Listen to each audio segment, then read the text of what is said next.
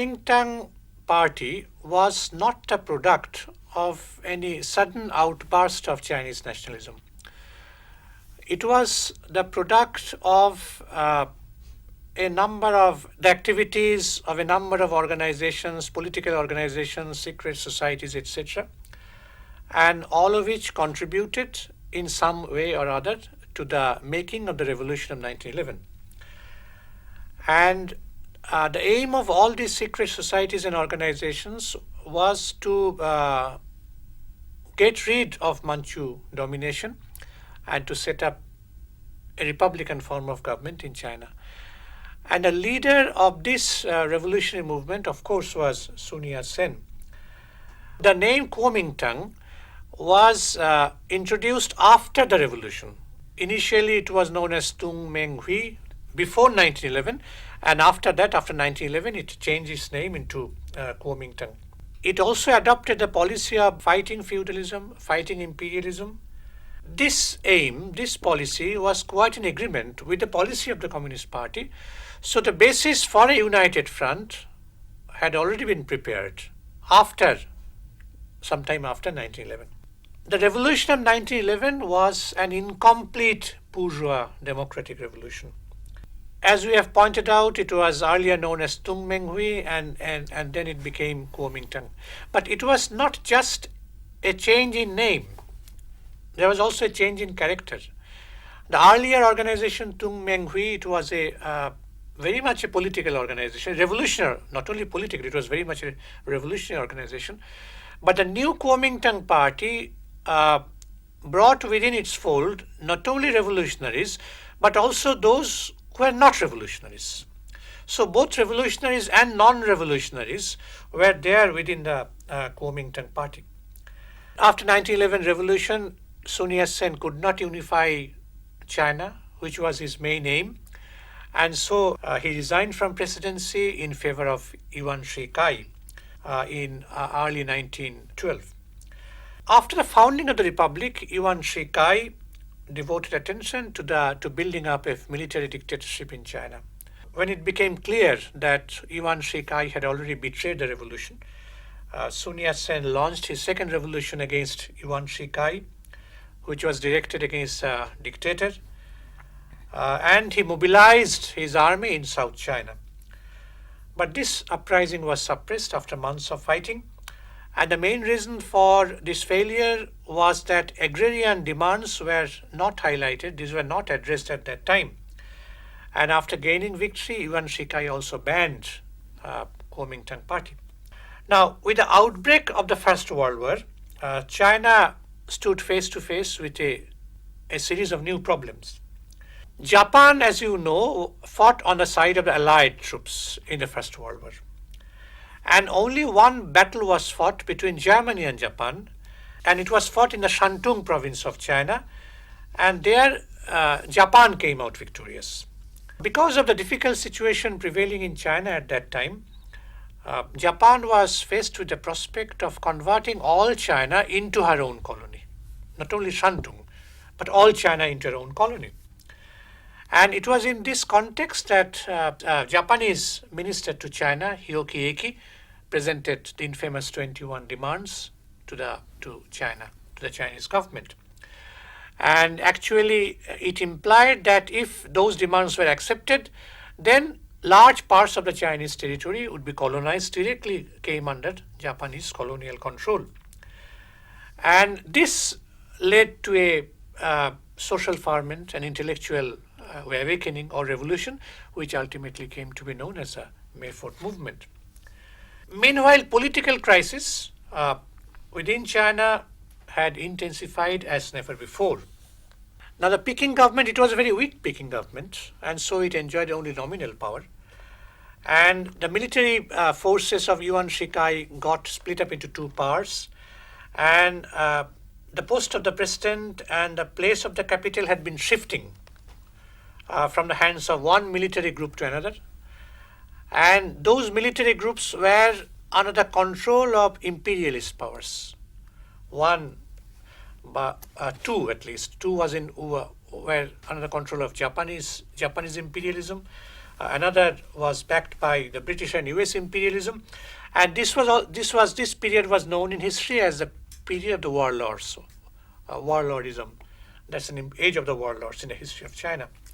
And it was the foreign powers which supplied money to those cliques, Chinese cliques, in Anhui province or in Hubei province or Manchurian region. And it was through this that the imperialist powers exercised much control over large parts of the Chinese territory. Now, after the death of Yuan Shi-kai, Sun Yat-sen returned to China from abroad, and he opposed China's joining the First World War. He opposed it. And he declared that China could only take part in the war that was directed against all forms of imperialist control over China. And with that end in view, he established his own revolutionary government in Canton, but this government was very short-lived. Meanwhile, changes had also been taking place in the thinking of Sun Yat-sen. By then, October Revolution had already taken place. He was much influenced by the Russian Revolution, and from 1921 he started studying the nature, the implications of the Russian Revolution. The Communist Party of China was born in 1921, and which was an entirely new social force, new social and political force. And Sun Yat-sen started conversations both with the CPC as also with the Soviet leaders. And in this way, he drastically revised his own opinion also. He formulated his three major policies, which are very important. One was alliance with the Soviet Union, then alliance with the Communist Party of China, and a third was assistance to workers and peasants.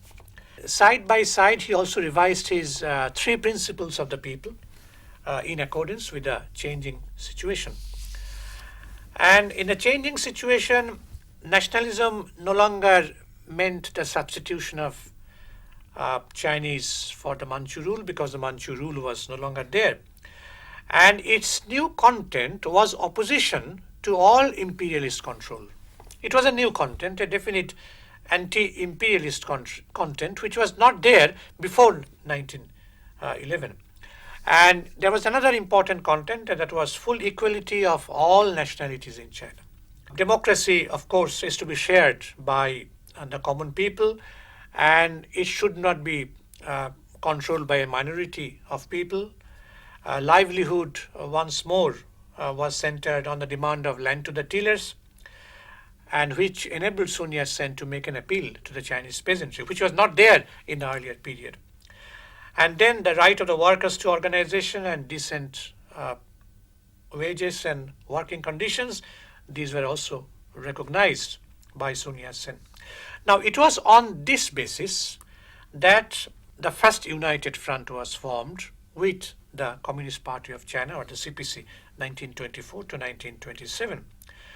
And a revolutionary government was set up in Canton, again by Sun Yat-sen, and it also established a military academy known as the Huampua Military Academy with the Kuomintang officer Chiang Kai-shek as the KMT representative, and Chou En-lai from the side of the Communist Party. So both were represented in the Huampua Military Academy. And the main aim of the Huampua Military Academy was to train commanders of a new type for the formation of a anti-warlord army to fight against the Northern Warlords. And so the port city of Canton, it became the center of the revived hopes and aspirations of the Chinese people from then on. Now, during that period, important changes had been taking place in the international scene. Changes which also influenced the decisions of the CPC. Now, in the second Congress of the Kuomintang, which is known as the Third International, which was held in 1920, Lenin came out a thesis which is known as a thesis on colonial questions. And there he referred to the relationships between the Communist Party or the workers and peasants movements or organizations with bourgeois democracy in those countries, in the underdeveloped countries. And his proposal, his thesis was that the communist parties or the workers and peasants in the underdeveloped countries can forge alliance with the bourgeoisie, but they should not merge with it, and they should always retain their own spirit of retain their own initiative and independent course of action. That is known as a colonial thesis, or the thesis on colonial questions. In the Third Congress of the CPC, held in 1923 in the city of Canton, this thesis, Lenin's thesis, was discussed. There were debates in the CPC Congress over what should be the attitude, policy of the CPC towards the Kuomintang, which was at that time led by Sun Yat-sen. And there were three opinions. One was represented by Chen Tu-siu, who was a general secretary of the CPC at that time. Chen Tu-siu maintained that Chinese revolution was a two-stage revolution. The first was the bourgeois democratic revolution. Second would be a socialist revolution. And since China at that point of time was in the first stage, so this bourgeois democratic revolution would have to be led by the bourgeoisie, that is by the Kuomintang, and the working class should only, or the Communist Party, should play only a very secondary role, insignificant role, and not the leading role. They've never the leading role. And it is only after the bourgeois democratic revolution would be accomplished and the socialist revolution would begin, it was from then on that working class should come to the fore to take the leadership. The other point of view was represented by Chiang Kuo-tao. According to, he represented a left line, quote unquote left line. Now, Chiang Kuo-tao refused to believe that it was a two-stage revolution. It was a single one-stage revolution, and the leadership would be given by the working class, and there was no need to forge any alliance with the Kuomintang, because the Kuomintang Party was very much a reactionary party. So we need not forge any alliance with the Kuomintang Party. That was the view of Chiang Kuo-tao. Now, third opinion was represented, among others, by Mao Zedong, Ho Shu-heng, and Chu Chiu-pai at that time. They criticized both these standpoints. Mao Zedong pointed out that the first opinion, represented by Chen Tu-siu, would lead to capitulationism to the bourgeoisie. And the second opinion was nothing but sectarianism. And both these lines were criticized, and they advocated that the Communist Party, of course, should forge an alliance with the Kuomintang, but should try to retain their own spirit of action and should also, at the same time, organize their political cells, their party committees in as many areas as possible. And majority of the leading members, they ultimately accepted Mao's proposal, and so decision was taken to do in this way. And so it was on this basis, from the side of the CPC, we have already dealt with the side of the Kuomintang, Sun Yat-sen's point of view. Now we have dealt with the point of view of the CPC. So both the parties agreed coming from different through their own internal reasons, they came to the same conclusion that if a united front should be forged, and that we should jointly fight against the Northern Warlords. Now, meanwhile, in the international scene, two major developments took place during the period from 1924-27. One was the attainment of stability in the socialist Soviet Union. That was one factor. The other factor was also the temporary stability in the world capitalist order. And so what we see is that a phase of peaceful coexistence started between the capitalist countries on the one hand and the socialist Soviet Union on the other. And since it was a relatively peaceful period in the context of China also, so the capitalist countries consolidated their position and they started making further inroads into China through their lackeys, through their stooges who had been operating in many parts of the country. Now, meanwhile, imperialist penetration into an oppression of the Chinese people seriously hampered China's national revolution. Warlordism developed. It had a phenomenal growth during that point of time. Each of the warlords we have pointed out was under the control of some imperialist power, and the imperialist powers took advantage of the situation, and they played off one group against the other, and they took advantage of the internal crisis within China. And that was one side of the picture. And on the other side, there was resistance against, of course, against imperialist penetration through their Chinese agents. In March 1923, Sun Yat-sen set up a revolutionary government in Kuomintang, and he had by then formulated his three major policies. We have already referred to the three major policies. And the main elements of the three major policies were that they should jointly fight against feudalism and imperialism, and there should be the establishment of a broad democratic government by gathering all revolutionary forces, progressive forces, under one political umbrella. So that, of course, so a united front was forged between the two. Now, there were two other developments. One was the signing of the Treaty of Friendship with the Soviet Union. That was on 31st May 1924. That was one. And the second was the formation of a revolutionary army. We have already referred to the Whampoa Military Academy.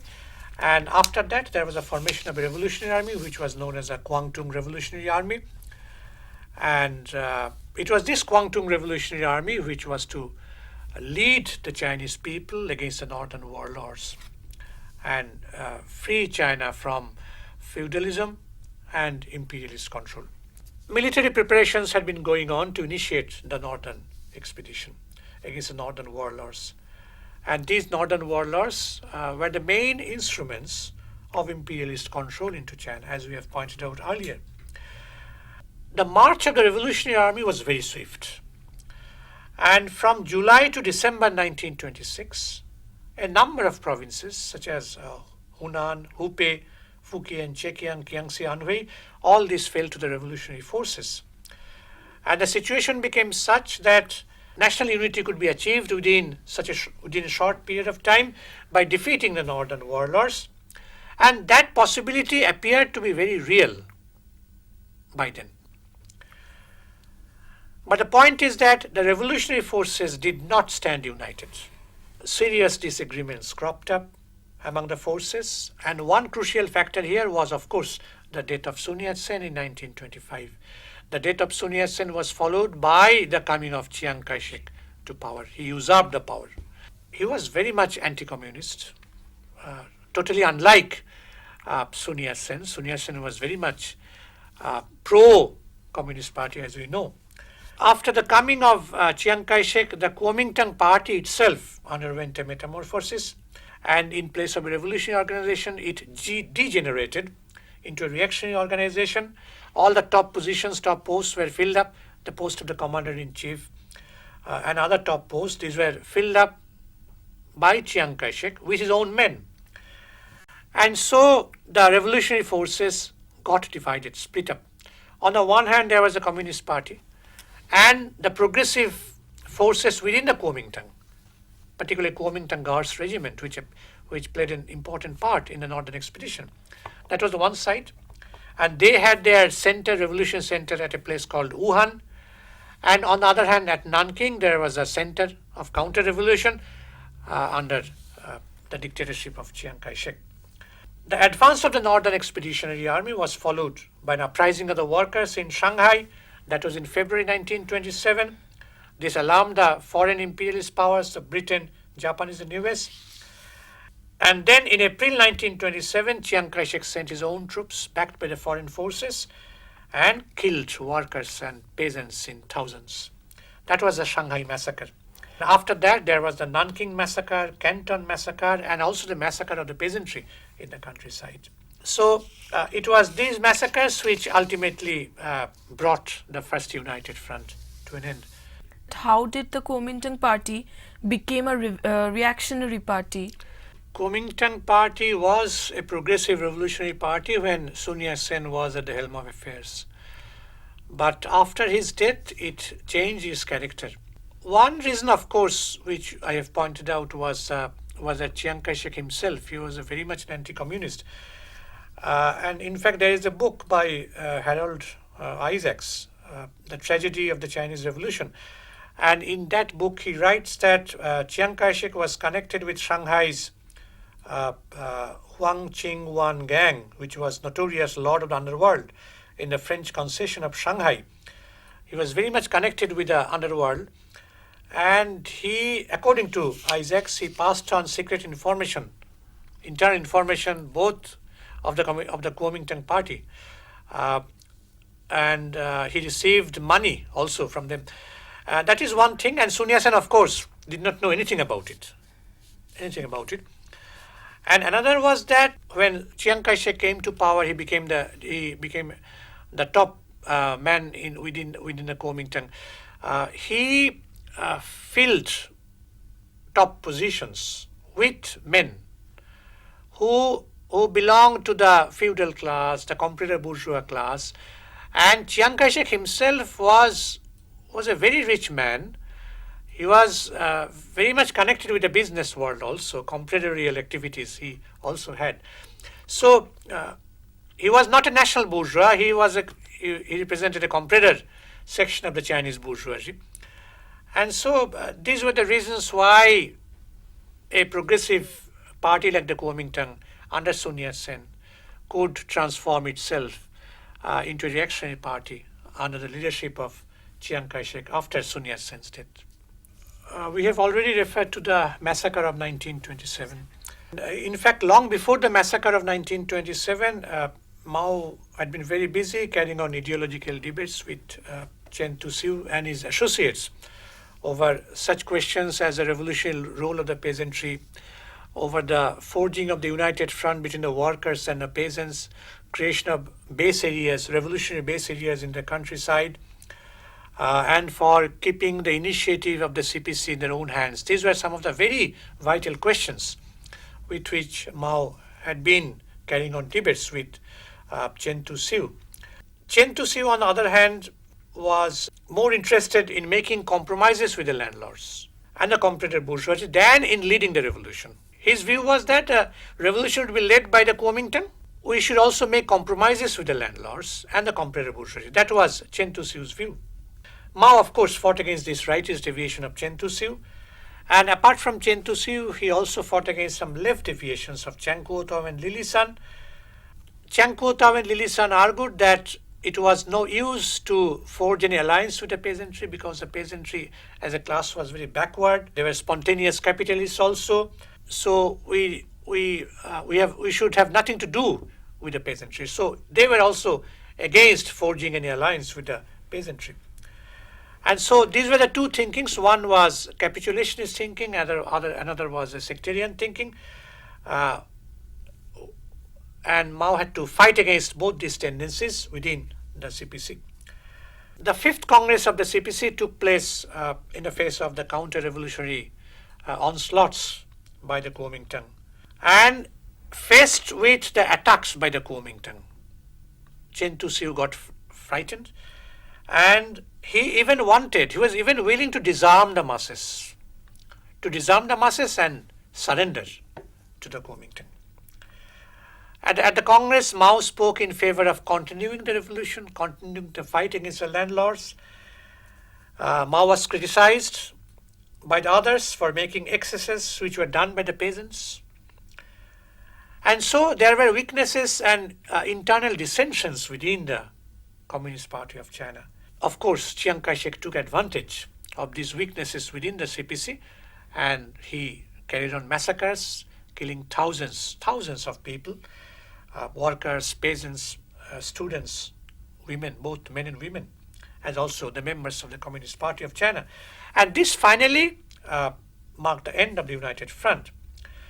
So after the end of the United Front, the Wuhan Revolutionary Center that disappeared. The leaders of the Kuomintang, most of them had already betrayed the entire heritage of Sun Yat-sen.